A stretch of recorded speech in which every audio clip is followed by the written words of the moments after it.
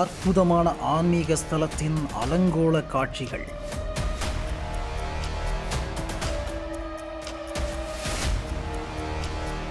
கொட்டும் மழையில் உயிரை பணயம் வைத்து உழவாரப் பணி செய்த பக்தர்கள்.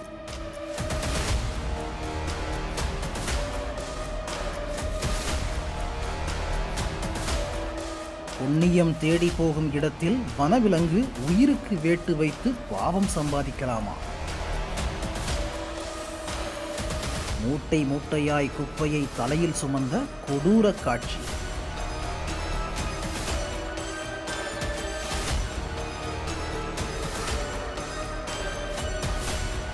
டூரிஸ்ட் ஸ்தலங்களுக்கு விதிக்கப்படும் கட்டுப்பாடுகளை கோயில் ஸ்தலங்களில் கிடுக்குப்பிடியாக கடைபிடிக்காதது ஏன்? பாருங்க, இந்த லேயரில் எடுத்துக்கிட்டே இருக்கும்.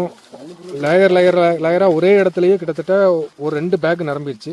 நீ பார்த்தா நிரம்பி 10 நிமிஷம் கூட ஆகலை. இன்னும் எடுக்கிறாங்க பாருங்க. கிளற ஒரு தங்க சுரங்கத்தில் போய் தோண்டி எடுக்கிற மாதிரி பாருங்க. ஒவ்வொரு லேயருக்கும் ஒரு பிளாஸ்டிக் குவியல் குமிஞ்சுக்கிட்டே தான் இருக்குது. இப்படி கொட்டி வச்சுருக்காங்க. ஒரு மலையில், அது வெள்ளியங்கிரி புனிதமான ஒரு மலையில் இப்படி கொண்டு குப்பை கொட்டுறதுக்கு எந்த அளவுக்கு மக்களுக்கு மனநிலை இருக்குன்னு பாருங்கள். தயவு செஞ்சு இந்த மாதிரிலாம் பண்ணாதீங்க. எல்லாருமே 18 வர நம்ம வெள்ளியங்கிரி மலைக்கு எல்லாருமே இந்த உழவார பணி நல்ல சிறப்பாக எல்லாம் செஞ்சுருக்கீங்க. இந்த அடுத்த வர காலகட்டங்களில் இனி இப்போ நிறைய இருக்கிற பிளாஸ்டிக்ஸ் எல்லாம் நம்ம கீழே கொண்டு வந்தோம். அடுத்த வர வெள்ளியங்கிரி ஆண்டவர் சீசனில், that is February, March, April, May, இந்த 4 மாத சீசனில் பக்தர்களா அவங்களே அவங்களுடைய செல்ஃப் டிசிப்ளினா, சுய ஒழுக்கமா எந்த விதமான பிளாஸ்டிக் பொருட்களை மலையில யூஸ் பண்ணாம இருக்கணும். அதே மாதிரி கொண்டு போற பிளாஸ்டிக் பாட்டில் அவங்க கீழே கொண்டுணும். அதே மாதிரி அந்த கடை வச்சிருக்கவங்க, இந்த மலையில இந்த கடை வச்சிருக்கவங்களும் பிளாஸ்டிக்கை சுத்தமா அவாய்ட்.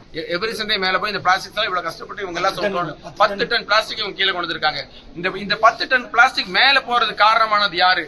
எல்லாம் இங்க வர நம்ம வெள்ளியங்கிரி மலைக்கு வர பக்தர்களும் அங்க இருக்க கடைக்காரங்களும் முழுக்க காரணம். சோ இவங்க ஒரு செல்ஃப் டிசிப்ளினா வர பக்தர்கள் பிளாஸ்டிக் அவாய்ட் பண்ணும்.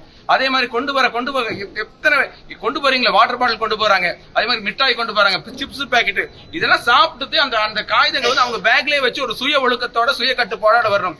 அதே மாதிரி அங்க வச்சு கடை வச்சிருக்கவங்க, அவங்களுக்கு ஃபாரஸ்ட் டிபார்ட்மெண்ட் கடை வச்சிருக்க பர்மிஷன் கொடுக்குறாங்க. ஆனா பல தடவை நாங்களே எவ்வளவு இன்சிஸ்ட் பண்ணி அவங்கெல்லாம் அந்த பிளாஸ்டிக் தின்பண்டங்கள் பாட்டில்ல போட்டு வீங்கன்னு சொல்றோம். பட் யாருமே அதை கேட்கற மாதிரி இல்ல. அந்த பிளாஸ்டிக், அந்த கப்ஸ், இது எல்லாமே கண்டிப்பா அவாய்ட் பண்ணும்.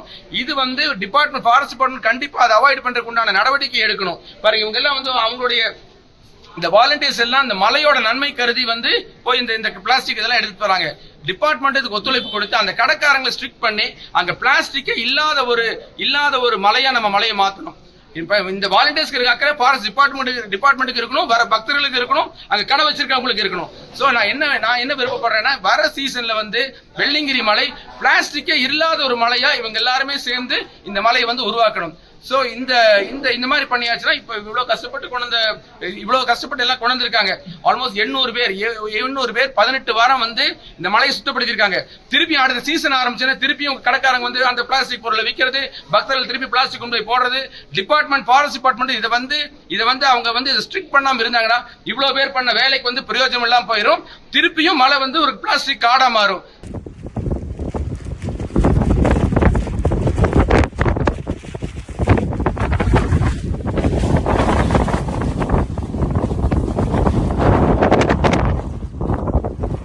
அதாவது தள்ளி விடுனா விளையாண்டு, இந்த இடத்துல விளையாண்டு குட்டி பெருசுகளை விளையாண்டு அதுல பட்டாங்க.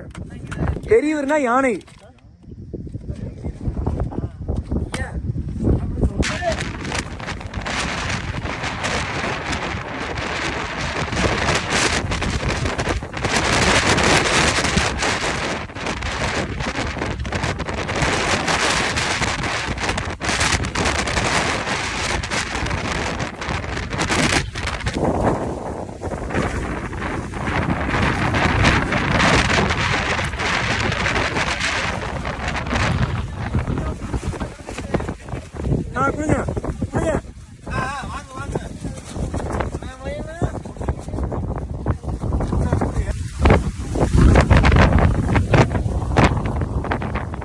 வணக்கம், என் பேர் பிரகாஷுங்க.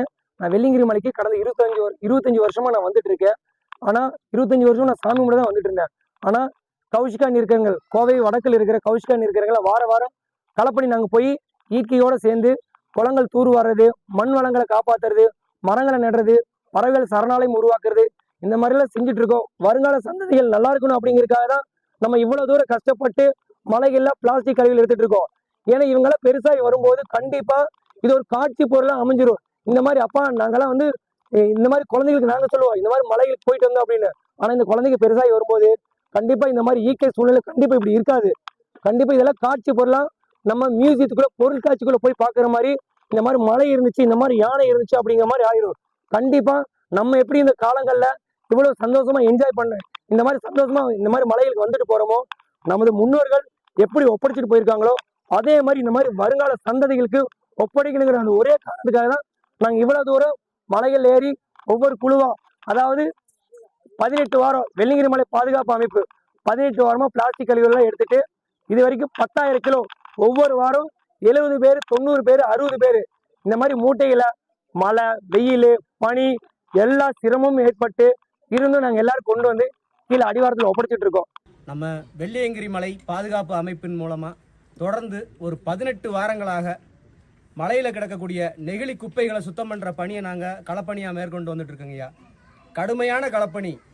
மழை பெய்யும் காலங்களில் கூட நாங்கள் இந்த களப்பணியை நிப்பாட்டவே இல்லைங்கய்யா. மலைக்காயத்தோட உதவியோட நாங்கள் ஒவ்வொரு நாளும் போராடி இந்த நெகிழி குப்பைகளை கீழே எடுத்து கொண்டு வந்து போட்டுட்ருக்கீங்க. இதுக்கான காரணம் என்னன்னு கேட்டிங்களாயா, ஈசனை நேசிக்கிற ஒவ்வொருத்தரும் இயற்கையையும் வன உயிரினங்களையும் நேசிக்கணுங்கய்யா. ஏன்னு கேட்டிங்கன்னா, இயற்கை இல்லைன்னா நம்மளுக்கு இயற்கையான காற்று கிடைக்காதுங்கய்யா, வனவிலங்கு இல்லைன்னா வனமும் பாதுகாப்பாக இருக்காதுங்கய்யா. அதனால் இனி வரும் காலங்களில் வர்ற ஒவ்வொருத்தரும் முடிந்த அளவுக்கு பாரம்பரிய முறைப்படி தூக்குப்போசியில் வாழை இலை பொட்டலாம் இந்த மாதிரி உணவுகளை கொண்டு வந்து சாப்பிட்டுட்டு நீங்கள் கொண்டு போயிருங்கய்யா.